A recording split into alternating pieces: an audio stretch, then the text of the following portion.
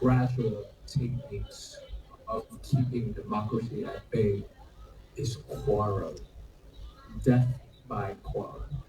When it's devils is in the detail. If autocrats are on this table talking to me, what do we do with this guy? There could be many things, and it could be visible, it could be discreet. How about we just start show up for quorum, and then during the prime minister's election, he needs our appointed senator votes. If 50 of us don't show up for quorum, he cannot become prime minister. So this is the most surprising thing that you can read in books. I think this is like street politics that I have found. Like, to become the prime minister, I need 376 votes from the elected lower house and appointed upper house. So there's 250. 50 of them just didn't show up for quorum. So just because of that, I didn't get enough votes. If they did show up for quorum, I feel like I have a good chance that I will be able to pass that 376, more or less. Dismantle the Constitution. Once you dismantle, obviously the Democrats will try to amend it to make it more democratic. What if we don't just show up for quorum, which is what they did? Like, out of the parliamentary system, 750 people, 700 supposed to show up, 70 showed up. So 90% did not show up for quorum. So once you didn't show up for quorum, that constitutional amendment motive is dismissed and gone. And that's how you gradually, very discreetly and very quietly, and that's something that I really have to think about. To expand on your point, pretty much what he's trying to say in street politics is that you are both a player and a referee. They're unchecked. Because the referee, nobody checks the referee, who watches the watchdog kind of dilemma. And third is on accountability. Like, if they do something that is not even morally justifiable or something that is against the law, how do we keep them accountable? Like, how do we keep the referee accountable? Origin, transparency, and accountability. Their job is to keep someone accountable, especially politicians. The question is, who keep them accountable? That's something that I'm here at ASH, trying to come up with ideas of how to do this. So that's how I answer the question about gradual decline of democracy, with the most surprising details of quorum, and also expanding on the points that the professor made. Thank you. Thank you. So in addition to what Daniel said, that all of those things happen in Venezuela, I will say that there are three things that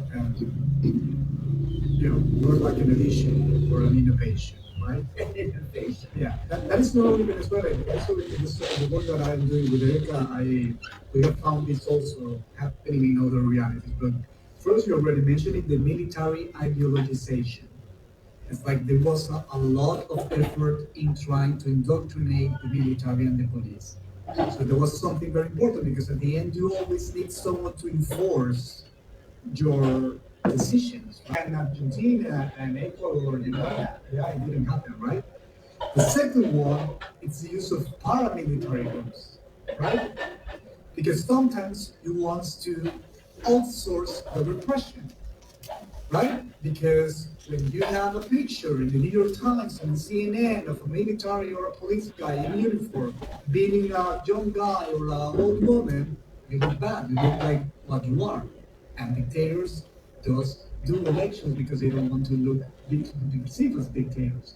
So then you have paramilitary groups. It can be thieves. It can be non-state actors like drug cartels. It can be like members of their party. They just say it's just people against people. It's not me.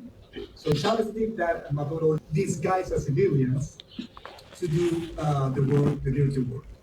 And the last one I would say is the use of social welfare to either blackmail, manipulate, or control people. So, for example, in Venezuela, we have a very, a big part of the population is poor, and Chavez created this type of social programs, right?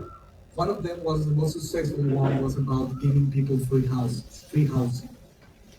But and it was like these big complexes, and they started to moving like the voting ballots into those places in order to kind of say to the people like, hey, all of the ones that are live here should be voting for us, right? So if we see somewhere, so yeah, that was I would say that those two things were quite powerful. Yeah, for sure. Yeah. Thanks. Okay, so I want to move now to that pretty full discussion of how it goes away. Let's pivot a little bit to what might be some resources and beginning spots for making it more resilient and getting it back. So I've been thinking about the U.S. case a little bit, and maybe this generalizes as democracy is defended by a series of moats. And which ones are going to go away and which ones should we start building back up? And the first set of moats, I think, is norms, right? Like you go to the meeting for the Senate and you don't stop things up by preventing reform. Or in many in the executive branch case, like you have lawyers carefully draft executive orders that don't have misspellings in them. That's a norm, right? And so there's a normative circle on the inside, right? That's the first one. A little bit out from that might be opposition leaders in parliaments, in Congress, right? That's the normal give and take to put some pressure back. A third moat is the courts, and we talked a little bit about the courts, and they're kind of what happened in Thailand, what happened in Venezuela. I think we're waiting to see what happens with many U.S. court decisions. The fourth is civil society, broadest sense, all the way from business associations to street protests, even to media, right? So things outside of the government when they don't, and I think like in competitive authoritarianism, you still have elections and the winner wins, and that's one of the things that makes autocrats a little bit nervous these days, is they know they have to have elections that they might lose. And I think it's only in the last year that Venezuela, that last mode really collapsed, when I think there's pretty broad, at least international agreement that that Maduro lost, but he's still there, right? And so with the moats picture in places in Venezuela and in Thailand that are at a pretty severe level of decline, which ones do you think are priorities for building up? Like you can't work on everything all at the same time. So where do you start? And then a different question about the U.S. Let's do that. Yeah. Do you want to go, Pete? And then either. I did some regression analysis of key success factors. When I was the prime ministerial candidate, 2023, all that we are talking about exist, but against all odds, I won. And the key success, the electoral vote, and then the key success factor that we, out of all the districts that I had run, maybe like 800 districts combined, regional districts, voting turnout is number one. No matter how poor the candidate, no matter how strong the competitor, no matter how much they do gerrymandering, no matter how they cancel the debates and the media, as long as people hasn't lost the hope and showed up to the ballot to vote. If it's 70%, we wouldn't. If it's lower than 70%, no matter how strong the candidate, no matter how old the competitor, or useless the competitor, the incumbent, we lose. So because your question asks for the priority, for me, if we are to return to democracy or improving the health of democracy, it has to be voting turnout. And the autocrats also know this. So that's why they are trying to drive the voting turnout turnout down through voter suppression and voter fatigue by making politics as crazy as possible. It could be about Haiti, it could be dogs, it could be about Puerto Rico, it could be about a lot of things back home in Thailand also, that they feel like this is such a dramatic thing that I don't want to get involved. Right.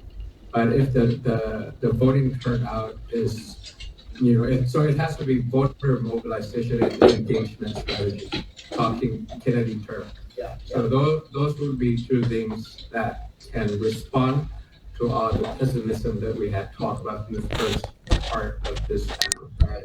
Voter mobilization and engagement strategies to make sure that people feel like they're going to go out and vote when the time comes.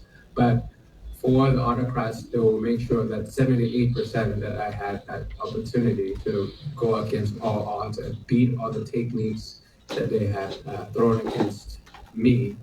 They will make sure the voting turnout is lower than 70% all the time going forward. So that's a new ball game that I need to fight as a coach now. Not as a player. I'm going to respond in Freddie's voice to you a little bit and say, look, I thought it was elections too at voter turnout, but we won the last one, and they just decided to ignore it. So how would you respond to that? Is like, even if you get the 70%, even if it's a decisive win, they're just going to ignore it. So I want to be Venezuela. So it's the same for me. So I won that election. Yeah, it's the same. I form a comfortable coalition of 312 out of 500. So in any parliamentary system, if you have 312 as a government, it's pretty strong. And I got blocked by the appointed senators. So yeah, it goes back to the point that I made. All these politics of appointed. When you're appointed by someone, you respond to that person who appointed you, whether directly or indirectly.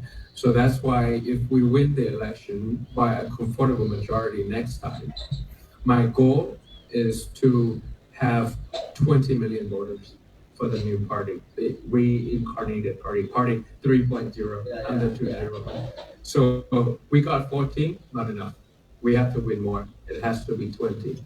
And once you have enough number of parliament, that's when you're starting to change laws on the origin, on the transparency, and on accountability of those people who will stop you outside of it. Yeah.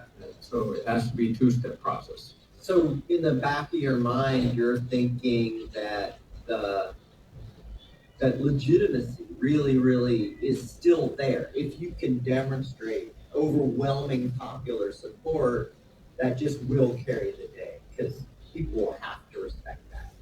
And laws can be amended anytime. So now the law was set in stone by the product of military coup. That's why they did it like that. But now if we have enough representation in the parliament, like a sizable amount of representation in the parliament, nothing's going to stop us. At least we'll show off a quorum, that's for sure. And then finally, you could make sure that the Constitution and the electoral laws is more fair and more democratic, but that's going to take time. So it's winning election, I could do it every possible way that, it's not possible. Don't vote, it's not possible. That's what they're trying to do. So it has to be a two-step process, a two-pronged approach. That's a terrific answer and perspective. So similar, or would you hang it on a different mode? I think that, of course, it depends on in which state of the democratic backsliding process you are, right? Yeah. Because even if we already won the 2/3 of the parliament, right? We had all that, and we were able even to call for a constitutional assembly, and it didn't matter. And we won with 70% of the votes, and it didn't matter. So it really depends on in which stage of the democratic backsliding you are, and I think that's a very important point to take, because if you're a doctor, right, you have to have the right diagnosis in order to find the medicine. So if you think that you are in an autocratic country, but you think that you are in the stage of North Korea,